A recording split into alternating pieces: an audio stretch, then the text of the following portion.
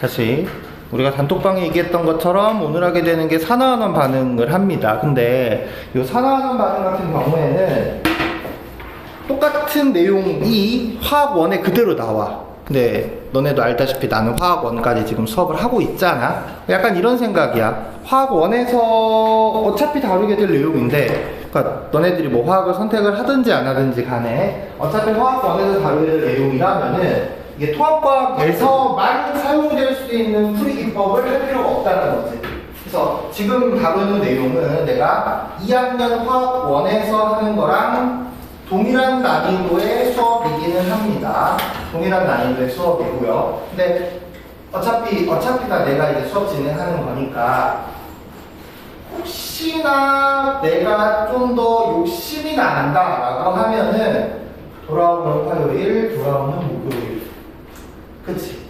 그러니까 고등학교 2학년 애들도 방학 기간 동안에 3년기 중화반을 계속 하다가 아마 돌아오는 화요일에 요 산화환원 반응, 돌아오는 목요일날에 요 산화환원 반응 수업을 하게 될 것 같기는 해. 그래서 2학년에서 다루는 내용, 그러니까 너네 1학년한테 하는 거랑 2학년한테 하는 거랑 문제 구성 정도만 조금 다르게 진행을 하긴 하거든. 그래서 혹시 궁금하면은 목요일날 8시 반에서 10시 타임이니까 나한테 미리 얘기하고 한번 와서 그냥 어떤 게 차이가 있나 궁금하면 와서 들어봐도 됩니다.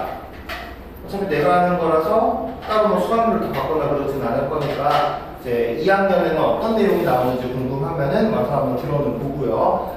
이론적인 거는 고등학교 2학년한테 수업하는 거랑 지금 너네들한테 수업하는 거랑 똑같이 진행을 할 거고, 그 다음에 그 쉬운 문제들이 있어. 근데 쉬운 문제들은 약간 이런 느낌이야. 이거 내가 중학교 수업하면서 좀 느끼는 거긴 하는데, 중등부 때는 내가 막 알려주는 뭐 풀이 기법 같은 거를 써도 그만 안 써도 그만이거든.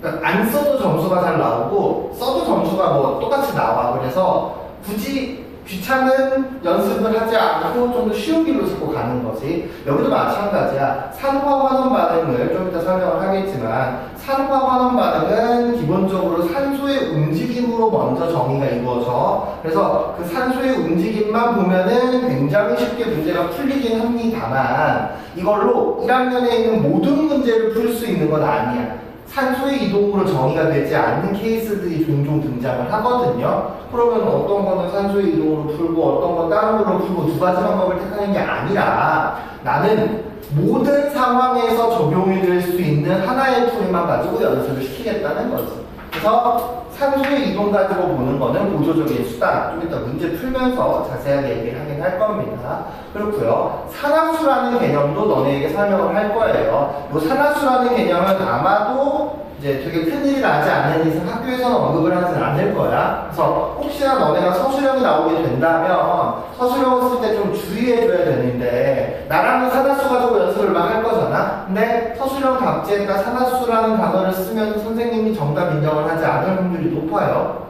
학교에서 안 배운 거잖아. 학교에서 안 배웠던 내용을 서술형에 쓰면은 이제 대부분의 감점을 원하는 선생님들은 거기서 신나게 점수를 깎기 시작을 하거든. 그래서 이것도 나랑 연습을 할 때는 이렇게 하겠지만 실전에는 어떻게 써라? 라고까지 얘기를 해주긴 할 겁니다. 알겠나요? 여기는 내가 원하는 방식대로, 내가 제시하는 방식대로 하나도 빼먹지 말고 똑같이 따라서 하는 연습이 되게 중요하게 될 거예요. 그래서 산화환원 반응을 들어가 봅시다. 산화라는 게 있고요. 환원이라는 게 있어요. 이 산화와 환원은 순차적으로 정의가 확장이 됩니다. 가장 처음에 이 산화라는 거의 정의는 어떻게 이루어지냐면은 이걸 우리가 산소에 의한 정의라고 불러요. 그럼 이름에서도 보는 것처럼 산화 반응의 경우에는 산소랑 합쳐지는 느낌이야? 산소랑 떨어지는 느낌이야? 산화가 된다는 거는 무슨 화라는 거는 걔랑 좀 결합을 한다든가 걔처럼 된다, 약간 이런 느낌인 거잖아. 그래서 산화 반응은 산소와 결합하는 거를 우리는 산화라고 이야기할 겁니다. 반대로 환원의 경우에는 이 산화의 반대 과정, 역과정인데, 환원의 경우에는 산소와 분리된다라고 먼저 정의를 내릴 수 있을 것 같아요. 그래서 산소가 눈에 보여. 산소가 어디서 어디로 이동하는지가 대놓고 눈에 보이는 경우에는 지금 보는 것처럼 이 산소를 이동하여 산과 환원을 정의하는 게 가장 유리하긴 하겠죠. 그렇죠?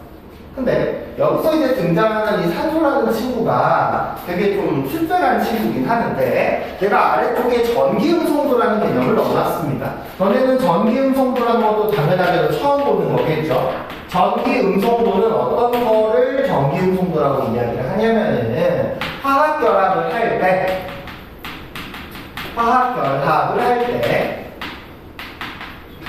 전자의 쌍이 있거든요. 그러한 전자 쌍을 당기는 힘이라고 생각을 하면 됩니다.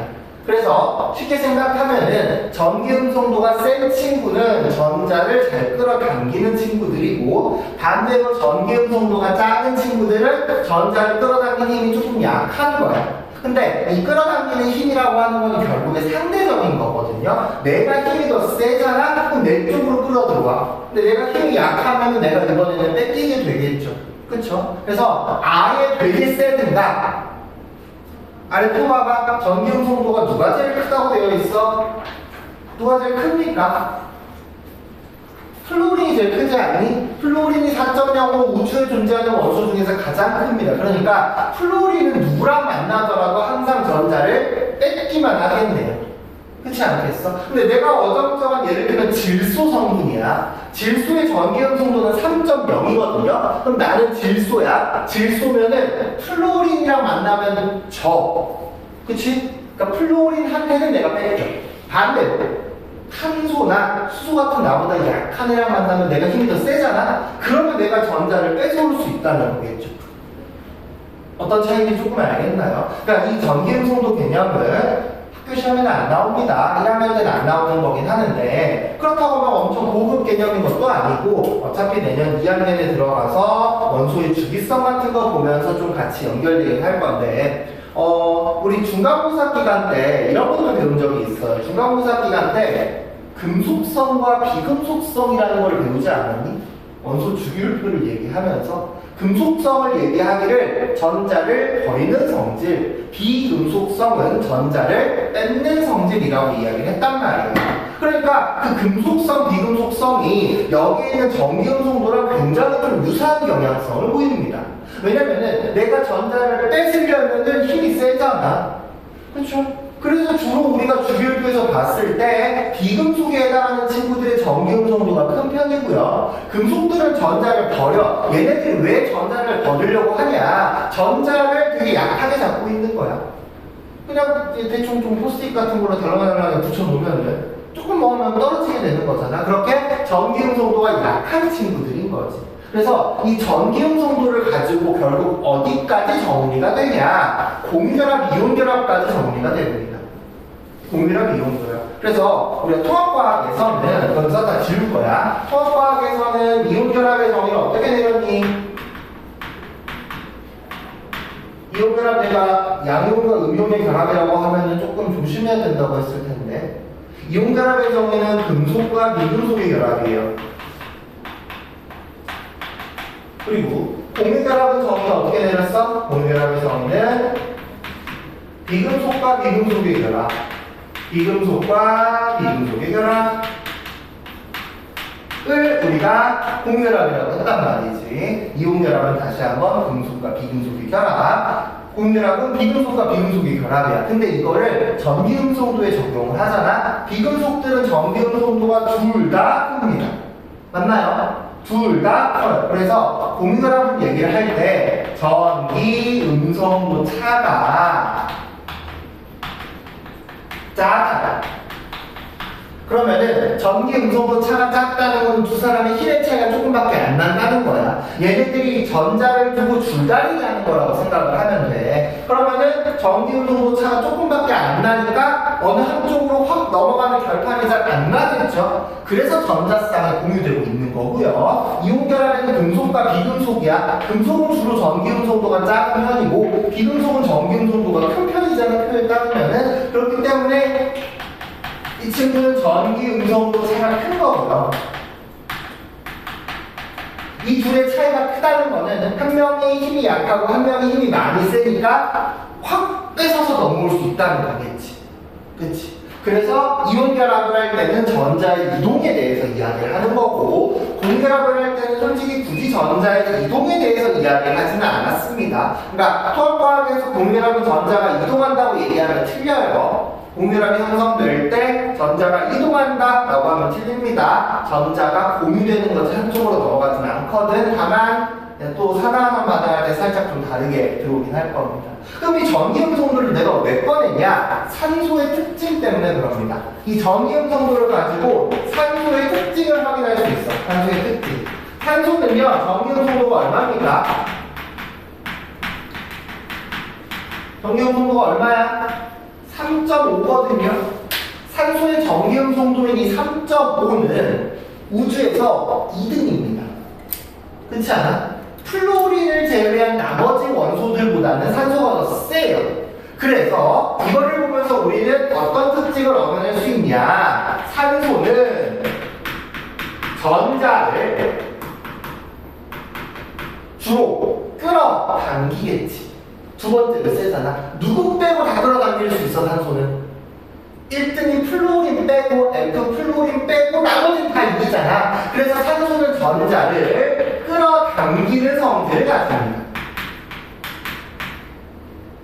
요거까지는 괜찮죠. 그렇죠? 그러니까 나는 아무 생각 없이 외우는 것보다는, 그러니까 이게 우리가 실제로 공부를 하다 보면은 특히 시험장에 들어가다 보면 이제 헷갈리잖아. 그럼 제일 헷갈리는 게 어떤 거냐? 둘 중에 하나가만 머릿속에 헷갈려. 두 번째 정의가 어떤 거냐면은, 두 번째 정의가 전자에 대한 정의인데, 산소는 전자를 잃어버리게 되고요. 반대로 환원은 전자를 얻게 되거든요. 그러니까 이 전자를 잃는다, 전자를 얻는다만 외우고 들어가면은 자체 시험장에서 내가 좀 헷갈릴 수 있는 염려가 있어. 그래서 나는 어떻게 기억을 했으면 좋겠냐? 먼저 요거 기억을 하세요. 산화는 산소랑 결합을 합니다. 근데 내가 이제 어떤 물질이야? 나는 산소랑 결합을 할 거야. 근데 그 산소가 전자를 매우 좋아해서 산소가 전자를 끌어당겨요.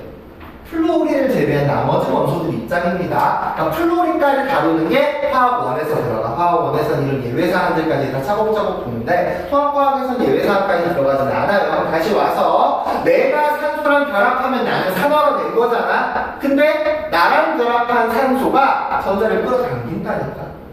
누구 거? 내 거 전자를 가져간다고. 그럼 산소랑 결합한 입장에서는 어떻게 되겠어? 전자를 잃어버린다고 할 수 있지 않겠어? 그쵸? 이렇게 중간에 이제 헷갈리지 않는 것들을 정리해 가면서 진행을 했으면 좋겠습니다. 내용 좀 이해가 되나요? 그럼 정리를 한번 해보자. 산소와 결합을 해. 그러면은 중간에 이제 첨가해야 될 게 이 멘트가 들어가야 되네. 산소가 전자를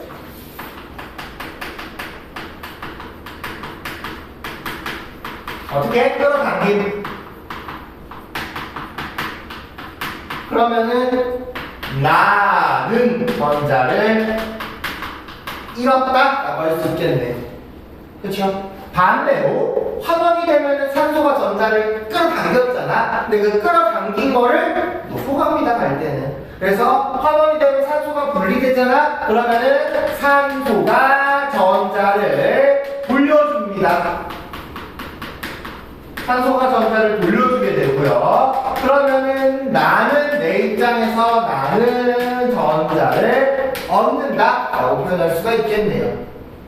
괜찮나요? 이게 전자의 이동을 통한 산화환원 반응입니다. 근데 이게 약간 벤 다이어그램으로 어떻게 정리가 되냐면은 산화환원 반응이 이렇게 있잖아. 잠깐만, 이쪽 그리는 게 맞겠다. 산화환원 반응이 이렇게 있으면은 여기 전체가 산화환원이야. 그러면은 바깥쪽 범주가 전자에 의한 정이고요. 이 안쪽 범위가 산소에 의한 정이야. 그러면은 이렇게 벤다이어그램을 그려주면 어떻게 돼? 이 바깥쪽에 있는 친구들이 있다는 거잖아. 그치? 분명히 산소와 환원 반응인 거는 맞는데 산소에 의한 정의로 해석이 불가능한 모델이 몇 가지가 존재한다는 거지. 그런 친구들을 다루기 위해서 나는 산소는 우조수단 문제를 다 풀고 나서 내가 제대로 풀었나 확인하는 수단으로 활용을 하는 거고요. 전자의 이동을 가지고 봤으면 좋겠습니다. 근데 여기서 산소의 움직임 같은 경우에 식 썼다 지울게. 자, 봐봐. CH4 더하기 O2가 CO2 더하기 H. 아, 잠깐만, 이거 들어오면 좀 별로구나. 미안. 이거 들어오면 좀 별로고요. CU5 더하기 C가 화살표. CU 더하기 CO. 이런 식이 있다가 한번 쳐봅시다. 그러면 여기선 산소가 누구한테 원래 붙어 있었다가 불이한테 붙어 있었죠. CU가 불이니까. 그러다가 누구한테 갔어? 탄소한테로 갔잖아. 그러니까 산소의 움직임이 명확하게 보인다고요. 이런 경우에는 산소의 움직임이 실제 보이니까 우리가 실제 판단을 할 수 있는데 전자가 움직이는 건 보여? 안 보여? 이 식에서? 한눈에 안 보이지 않나요? 그렇죠? 전자의 움직임은 우리 눈에 보이지 않습니다. 그렇기 때문에 이 전자의 움직임을 표현하기 위해서 나타나는 새로운 개념이 바로 산화수라는 개념이에요. 근데 이 산화수는요, 약간 뭐랑 비슷하냐면은 약간 이온의 형성이랑 되게 유사합니다. 얘들아, 이온이 형성될 때 원자 상태에서 전자를 버렸어. 양이온이 될 거야. 전자를 버려. 그럼 전자를 하나 버리면 Na 플러스라고 하잖아. 그쵸? 전자를 2개 버렸어. Mg 플러스. 전자를 3개 버렸어. Al3 플러스잖아. 전자를 버리면 버릴수록 전하량이 올라가지 않았니? 하나 버린 플러스 1, 2개 버린 플러스 2, 3개 버린 플러스 3으로 올라갔었단 말이야. 그래서 산화 반응에서 전자를 잃으면은 산화수가 증가한다고 하기는 하는데 나는 유도하는 방식 자체를 산화수가 증가했으니까 산화이다 라고 하는 게 아니라 산화수 분석을 해봤더니 0에서 플러스 2가 되었어. 그러면 0에서 플러스 2가 되려면 이온의 형성이랑 똑같다니까 0에서 플러스 2가 되려면 전자를 얻어야 돼? 전자를 잃어야 돼? 잃어버려야 되지 않을까? 그쵸? 전자 잃었으니까 산화됐네. 요 흐름으로 왔으면 좋겠습니다. 그러니까 산화수에 대해서 설명을 하긴 하는데 문제 풀 때 되게 적극적으로 활용하진 않을 거예요. 반대로 전자를 얻게 되면은 산화수는 감소한다고 표현을 하는데 이것도 마찬가지로 이온의 형성과 같이 유사하다고 놓고서 정리를 해주시면 될 것 같습니다. 괜찮나요? 요게 산화하는 반응의 먼저 기본적인 정의가 될 겁니다. 졸리면 일어나서 듣고 화장실 갔다 오든가. 그래서 요 내용을 한번 적어줍시다. 저 오른쪽에 있는 것도 뭐 요 정도까지는 적어도 되지 않을까? 요 정도까지요. 전기음성도 공개랑 비용별로 한 것도 적어줍시다. 쓴 김에. 요거를 어디에다 쓰냐? 표 위쪽에 공간 있잖아. 저기다가 표를 쓰시면 됩니다. 표 위쪽에 있는 공간을 쓰려고 만들어 놓은 거니까요. 색깔 같이 맞춰서 해주세요. 빨간색, 파란색은 써야 돼, 세 가지는. 너 있어? 있잖아, 오른쪽에. 저요? 네. 아, 근데. 아까 볼펜으로 쓰는. 연필로 써도, 그래요. 상관없어, 그거는. 근데 내가 색깔로 쓴 것만 같이 색깔로 맞춰주라고.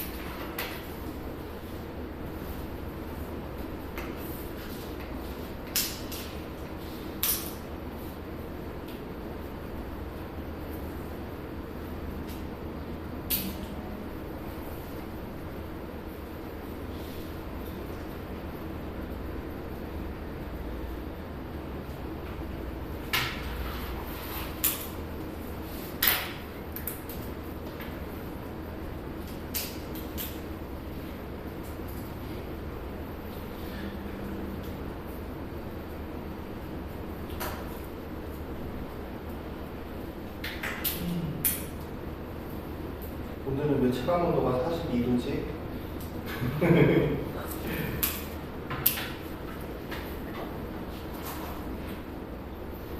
이형이 끝나고 어디 가니? 저요? 영화 보러 가요. 아 그래?